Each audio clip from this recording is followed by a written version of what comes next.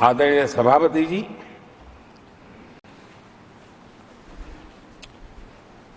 जब खड़गे जी ऐसी बातें बोलते हैं तो जरा पीड़ादायक लगता है, क्योंकि इमरजेंसी के दौरान संविधान पर जो जुल्म हुआ, जो बुलडोजर चलाया गया संविधान के ऊपर, लोकतंत्र की धज्जियां उड़ा दी गई, तब उसी दल के महत्वपूर्ण नेता के रूप में उनके साक्षी है, फिर भी सदन को गुमराह कर रहे हैं। आदरणीय सभापति जी, आपातकाल को मैंने बहुत निकट से देखा है। करोड़ों लोगों को कल्पना भार की यातनाएं दी गई है, उनका जीना मुश्किल कर दिया गया था, और जो संसद के अंदर होता था वो तो रिकॉर्ड पर है। भारत के संविधान की बातें करने वालों को मैं पूछता हूं, जब आपने लोकसभा को 7 साल चलाया था, लोकसभा का कार्यकाल 5 साल है, वो कौन सा संविधान था जिसको लेकर के आपने 7 साल तक सत्ता की मौज ली और लोगों पर जुल्म करते रहे? और आप संविधान हमें सिखाते हो? आदरणीय सभापति जी,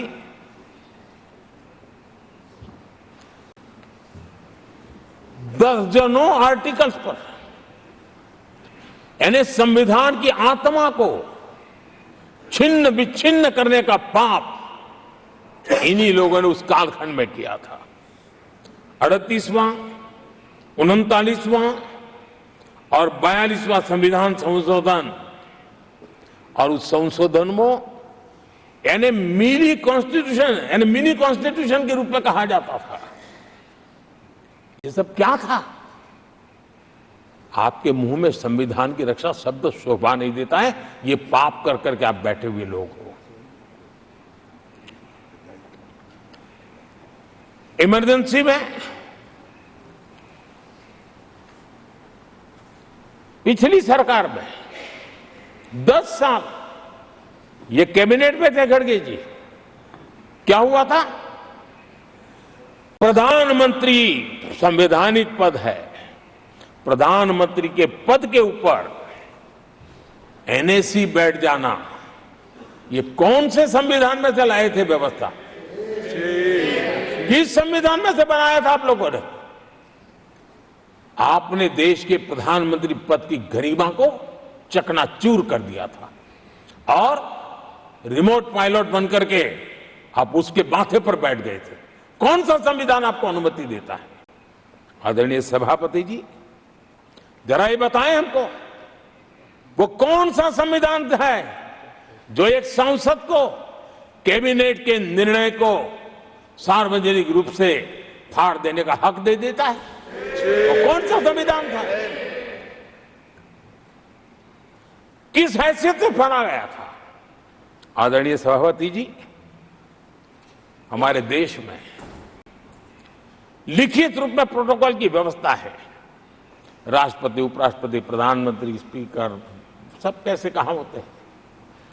कोई मुझे बताएं कि संविधान की मर्यादाओं को तार तार करके प्रोटोकॉल में एक परिवार को प्राथमिकता कैसे दी जाती थी? कौन सा संविधान था? संवैधानिक पदों पर बैठे हुए लोगों बाद में, एक परिवार के लोग पहले। कौन से संविधान की मर्यादा रखी थी आपने? और आज संविधान की बातें करते हैं, संविधान लहराते हैं, जय संविधान कहते हैं। अरे आप लोग तो India is Indira, Indira is India के नारे लगा करके जिए हो। आपको संविधान की कोई आदर भाव कभी व्यक्त कर नहीं पाए हो। आदरणीय सभापति जी, मैं बहुत गंभीरता से कह रहा हूं, इस देश में कांग्रेस संविधान की सबसे बड़ी विरोधी है। उसके जहन में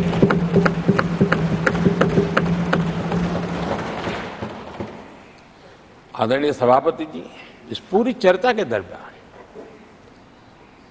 उनको 200-500 साल की बातें करने का तो हक है, लेकिन इमरजेंसी की बात निकली तो वो तो बहुत पुराना हो गया।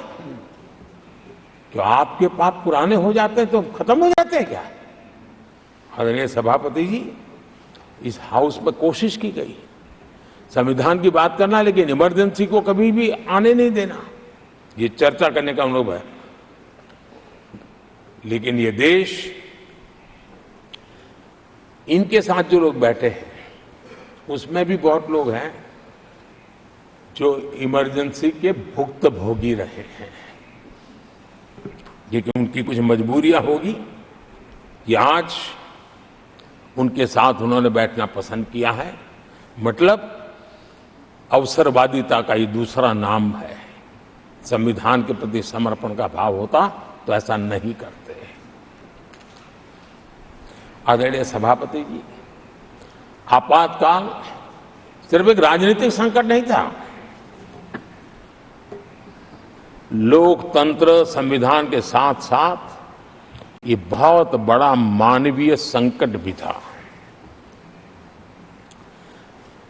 अनेक लोगों को टॉर्चर किया गया था, अनेक लोग जेल में मृत्यु को शरण हुए थे।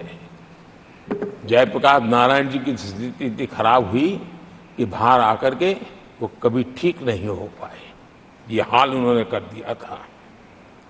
और प्रताड़ना सिर्फ राजनेताओं की नहीं, आम आदमी को भी नहीं छोड़ा गया था, सामान्य आदमी को भी नहीं। और इनका इतने सारे जुल्म, उसमें इनके लोग भी थे अंदर, उनके साथ भी ये जुल्म हुआ। लेकिन आज भूल, आदरणीय सभापति, वो दिन ऐसे थे कि जो कुछ लोग घर से निकले कभी घर लौट करके वापिस नहीं आए और पता तक नहीं चला कि उनका शरीर कहाँ गया। यहां तक की घटनाएं घटी थी। आदरणीय सभापति जी, ये बहुत सी पार्टियां जो उनके साथ बैठी हैं, वो अल्पसंख्यकों की आवाज होने का जरा दावा करते और बड़े ज्यादा चिल्ला करके बोलते हैं। क्या कोई मुजफ्फरनगर और तुर्कमान गेट, वहां अल्पसंख्यकों के साथ इमरजेंसी में क्या हुआ था, जरा याद करने की हिम्मत करते हैं क्या? बोलने की हिम्मत करते हैं क्या? आदरणीय सभापति जी, और ये कांग्रेस को क्लीन चिट दे रहे हैं। कैसे देश उनको माफ करेगा?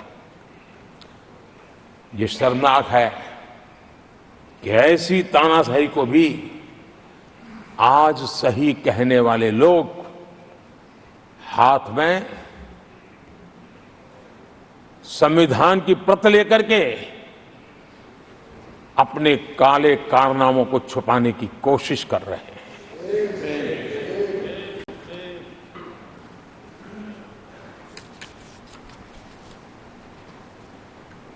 आदरणीय सभापति जी, उस समय कई अलग छोटे छोटे राजनीतिक दल थे, ये इमरजेंसी के खिलाफ लड़ाई के मैदान में उतरे थे और धीरे धीरे उन्होंने अपनी जमीन बनाई थी। आज वो कांग्रेस का सहयोग कर रहे हैं। और मैंने कल लोकसभा में कहा था, अब कांग्रेस का परजीवी युग शुरू हुआ है। ये परजीवी कांग्रेस है, जहां वो खुद अकेले लड़े वहां उनका स्ट्राइक रेट शर्मजनक है, और जहां किसी के सहारे, किसी के कंधे पर बैठने का मौका मिला, वहीं पर से बच करके आए हैं। देश की जनता ने आज भी उनको स्वीकार नहीं किया है, वो किसी की आड़ में आए हैं। ये कांग्रेस परजीवी है, किसी और के कारण सहयोगी दलों के वोट खा करके वो जरा फली फूली है ऐसा दिखता है। और कांग्रेस का परजीवी होने का कारण उनके अपने कारनामों से है।